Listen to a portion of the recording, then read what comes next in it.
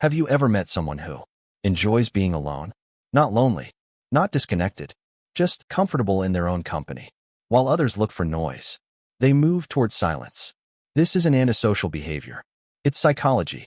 Today, we're exploring why some people prefer solitude and what it reveals about how they think. 1. Recharging happens in silence. Solitude isn't emptiness. It's energy.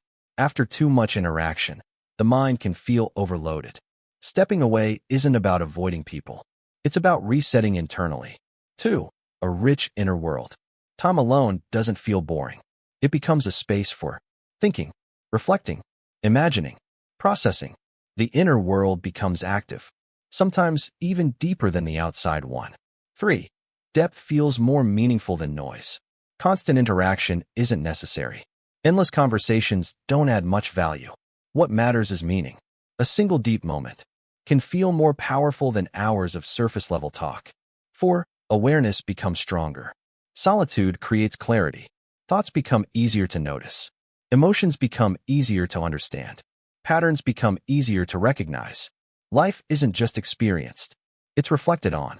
5. Energy is protected carefully. Not every environment feels right.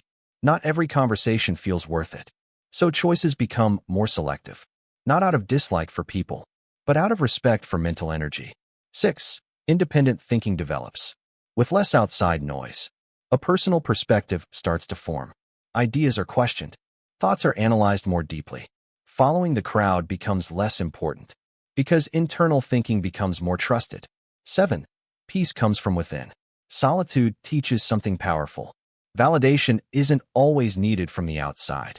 Comfort in being alone reduces dependence on others for happiness, and that creates a sense of inner peace. Preferring solitude isn't weakness. It's not isolation. It's a different way of experiencing the world. Quieter, but often deeper. So if you enjoy your own company, you're not missing out. You've learned how to be enough for yourself.